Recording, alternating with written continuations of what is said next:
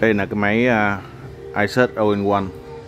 Khi mà mình đã mở ra, đây mình sẽ mở ra cho các bạn xem phía bên trong cái máy iSearch All-in-One nó như thế nào nha.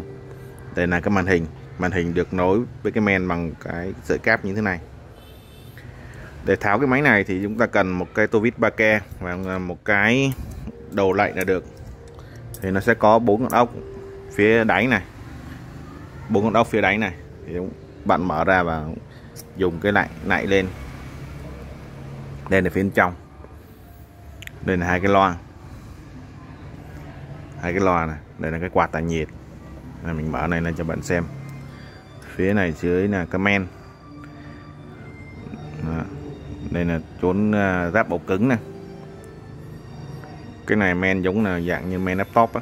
Ở dưới thì nó sẽ có thanh RAM với một cái khay ổ cứng nữa.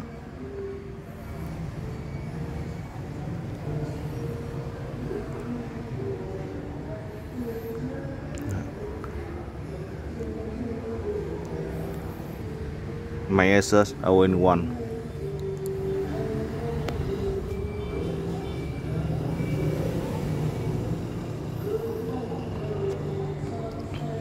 Đây sẽ có một cái tản nhiệt, còn CPU quạt tản nhiệt.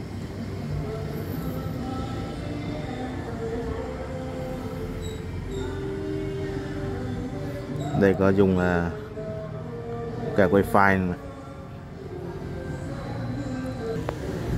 Hôm nay mình sẽ thay cái ổ HDD, gắn thêm một ổ nữa là ổ SSD cho nó chạy nhanh hơn. Đây này sẽ có 4 con ốc, bên này 2 con. Khi mà các bạn mở ra thì bạn tháo ra 4 ốc này ra là vặn ra được rồi.